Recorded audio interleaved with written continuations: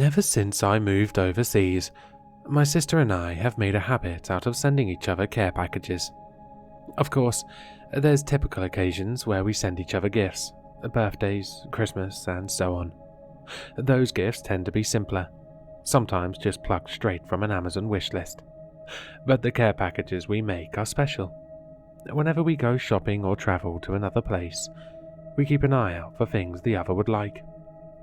My sister found some amazing bath bombs at a small village fete once. The sweet floral fragrances lingering in the air seemed to me like an embrace all the way from home.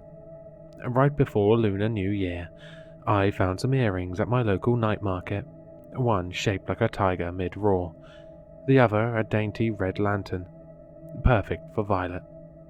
She spammed me with 100 selfies of her wearing them to our hometown's annual dragon dance. Seeing her smile made me happy and terribly homesick all at once. Our care packages were all like this, careful collections lovingly selected from wherever we happened to be, saved for whenever one of us was having a bad few days. We always had at least a few things ready to send, just in case the other needed some cheering up. When Violet's boyfriend dumped her the day after Valentine's Day, I sent her a parcel I'd been working on for weeks. My favorite local snacks, a new book by her favorite author, a small hand-painted paper umbrella from a mountain village, a box of tea leaves from a lakeside stall, and always a letter full of warm wishes. This time on the back of a postcard showing a sea turtle swimming in a coral reef. Violet gushed over everything, from the scent of the tea leaves to the intricate brushstrokes of the flowers painted on the paper umbrella. Being able to keep my sister cheerful across continents made the distance seem much smaller than the 14-hour flight I made every summer. But then, the virus happened. Suddenly, no more parcels. I must have bothered the poor workers at the post office 100 times, but rules are rules. No mail bigger than a letter could be sent to my home country. Suddenly, all the things I'd prepared for Violet had to be stowed away for who knows how long. Still, we sent each other letters, both taking the time to find the most beautiful or bizarre postcards we could, but it wasn't the same as our care package ritual, especially when I encountered my own series of bad luck. A cheating partner, a stingy landlord, an overbearing boss.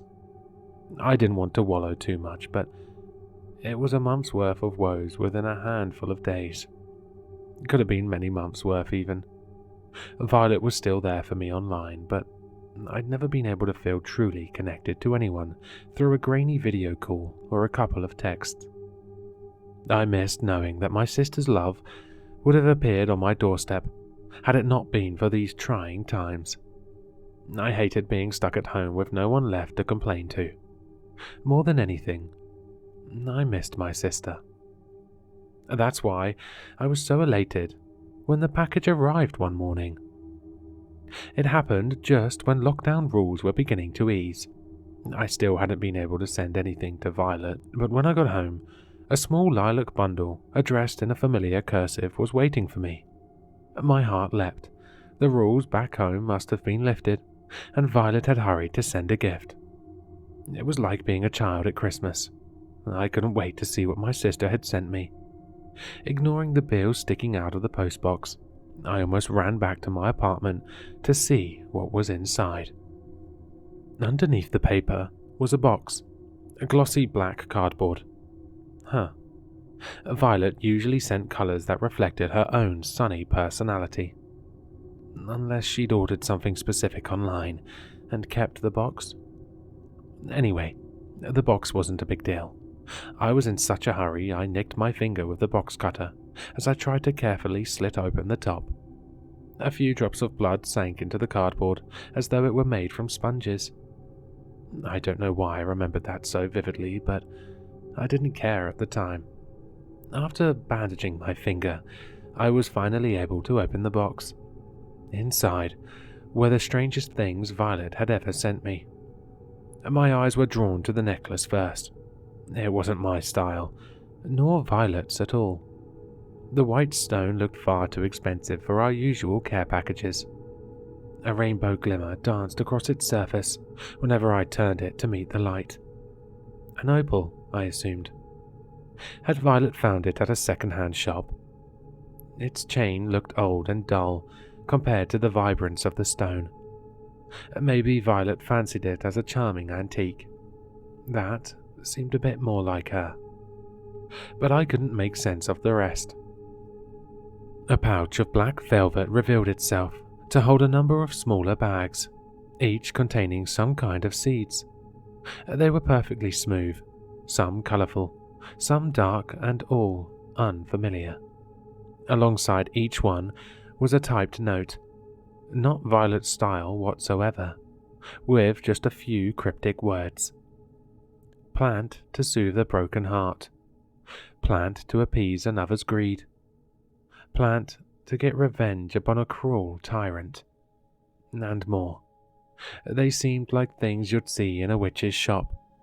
The last item was a bottle of dark liquid, labelled with that same bold typing. I was surprised she'd gotten it through customs. Drink me. Nothing else. Just like Alice in Wonderland. When I opened the bottle, I found it to be utterly scentless. It could have been black water for all I knew. Strangest of all, there wasn't a letter in sight. Violet, I said aloud as I screwed the lid back onto the bottle. This is the weirdest care package you could have come up with. There was no one in the apartment to agree with me. Well, what would you have done? I decided not to contact Violet right away. With our time zones, I'd be bothering her in the middle of the night. Instead, I decided to follow whatever witchy instructions Violet had sent me. First, the necklace. After cleaning the chain, I put it on and was struck by how cold it felt, even through my t-shirt. It was like holding an ice cube to my chest. Surprisingly heavy, too. I already had pots ready to plant the seeds. My balcony gets a lot of sunlight, so I had no doubt whatever they were would flourish in no time. Maybe that's why Violet had sent them. It'd be fun figuring out exactly what kind of plants they were. I decided to start with the first three: the broken heart, the greed, and the tyrant. As they sank into the soil, I felt a strange sensation, as though I was pushing my troubles away into the soft dirt. It was strange, but not unpleasant. When I watered the seeds, I felt droplets run lightly down the back of my neck. It was a hot day. Sweating isn't abnormal. The bottle I decided to wait and ask about. I couldn't be showing up to work drunk, after all. It was a few days before I remembered I hadn't mentioned the care package to Violet at all. The knocking woke me up before dawn. I stumbled across my apartment in a daze. I worked afternoons and nights. I always sleep in.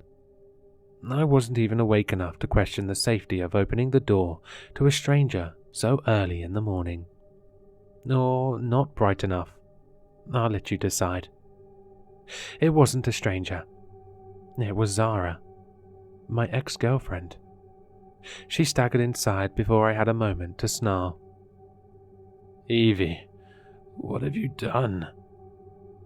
"What the fuck are you doing here?" was what I came up with when I returned to my senses. Get out now, before I call the police." "Evie," was all she managed to say. I noticed wet stains down the front of her black dress. Drunk.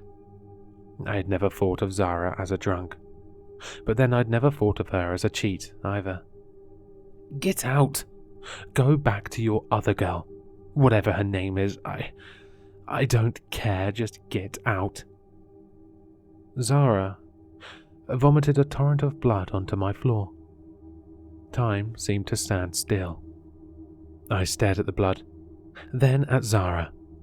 Her face was deathly pale as her eyes rolled back in her head. Trickles of red dripped down her chin like drops from a watering can. Oh my God, Zara, what did you do? Zara sank to the floor, as though she was drowning in her own blood.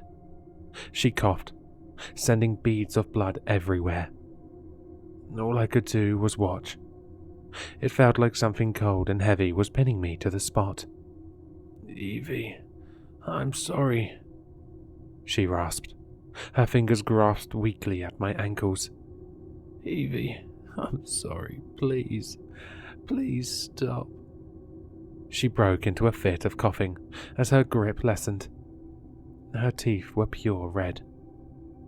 I looked down at myself, splattered with the blood of my ex. One single drop rested on the necklace I'd forgotten to take off. The opal winked in the light. Finally, I broke out of my trance and scrambled for my phone. I could hear neighbors entering the corridor outside, and voices beginning to raise. God, had she been coughing up blood all the way here? I made the phone call. Zara watched me the whole time. She no longer seemed able to speak. Instead, her dead eyes were fixed upon the opal hanging from my neck. Zara didn't make it. She'd consumed something unknown but terribly poisonous, the doctors said. They seemed baffled. I just felt numb. A tiny part of me had still cared for Zara after all. A bigger part of me was wondering if I'd be left to clean up all that blood. Guilt began to seep in.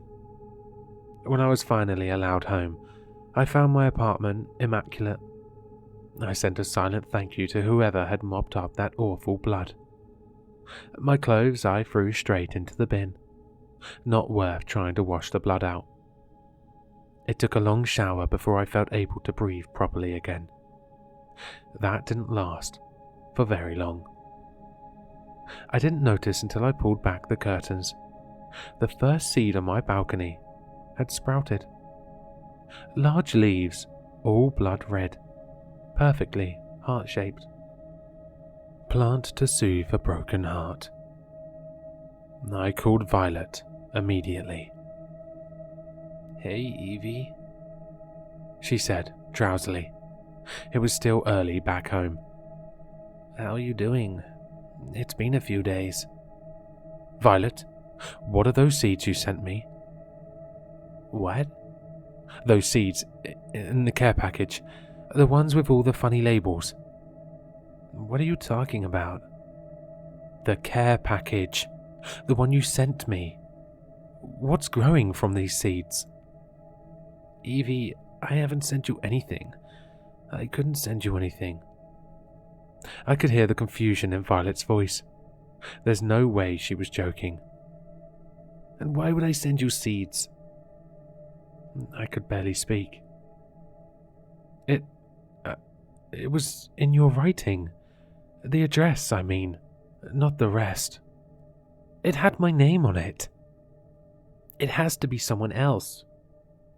Now Violet was starting to sound annoyed. Did you call me this early to complain about seeds? I ended the call before we could begin to fight. Violet and I never fight.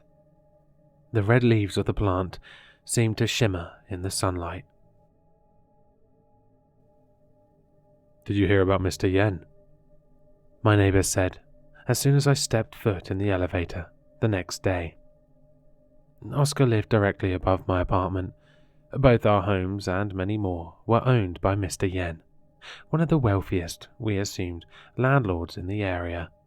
He was the exact caricature of a stingy landlord. Well-dressed, well-fed, well-educated, and completely self-absorbed. Oscar and I often shared stories of leaking pipes left unfixed and black mold creeping in across ceilings. No? What happened? They found him in his house last night. Dead. What? I know, right? They're saying he was poisoned. Rumors are flying around about a really awful scene. Apparently his wife found him all covered in blood. Do you reckon it was suicide? The cold, heavy feeling was coming back again. The elevator dinged as we reached the ground floor. Evie, are you okay? You look like you're about to throw up. My voice was a mumble. I think I left something upstairs. Sorry. It took me several fumbling tries just to unlock the door to my apartment. My hands were shaking madly. I hadn't watered the seeds nor the plant since Zara died. How could they have thrived? When I pulled back the curtain, a second plant had bloomed. Blood-red vines stretched out towards the sun. They resembled nothing so much as an outstretched hand. I threw away the plants. It didn't change anything. I heard the gurgling coming from my boss's office that same day. I didn't rush along with my co-workers to see what was happening, but I heard their screams and cries. I just kept typing at my desk. None of the words I typed seemed to make any sense. None of the calls for an ambulance were going to help. Nothing, right then, seemed to matter at all. I took off the necklace too. I was going to throw it away, but what if some other unlucky soul finds it and thinks it's treasure? It's in that awful black box at the bottom of my wardrobe, along with that bottle of dark liquid. I can't bear to think about it. The plants, the necklace, the bottle. Drink me. Sometimes I wonder what would happen if I did. Violet called me today. Our almost fight all forgotten. I could hear the sing-song happiness in her voice. Evie! Thanks ever so much for the care package. It's a bit weird though. Where did you get these plants? I froze. What care package? The one you sent me. Violet trilled. I could hear our parents talking in the background. Our mother was complimenting the perfect heart-shaped leaves of the plant. Violet? I didn't send you anything. The rules haven't changed yet. And the ring, it's stunning, she said, not hearing a word I'd just spoken. It's so cold and heavy. Did you pick it up at one of the night markets? It looks real, though. I didn't send you anything. What? I heard the sound of something heavy being put down on a table. But it just arrived this morning. The address was written by you. I'd know that awful handwriting anywhere. Violet. I was trembling so much. It felt hard to breathe. You need to throw that away. The plants, the ring, even the box. Throw it away. What about the wine? We already drank it. What? It is wine, right? We all tried some. None of us could figure out what it was. It didn't smell or taste like anything. Evie, what do you mean you didn't send it? The phone fell from my numb fingers. I don't know what to say to my sister. Whatever was in that bottle, is it going to poison my family? The same way Zara and the others died? Violet didn't sound sick when we ended the call. She only sounded confused. No vomiting up blood. No awful coughing. I have no idea what's going on. Except, I didn't send that care package to Violet. And she never sent that one to me. That means there's someone, something out there, who knows what's going on. Why did you send these things? How do you even know our names?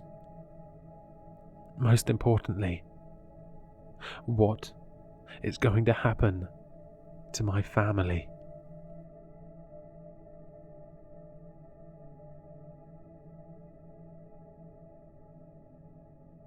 Hello, sinister listeners. If you've enjoyed this story, then you'll find all the author's information in the description below. For more content, be sure to like, comment, and subscribe to succumb to the sinister.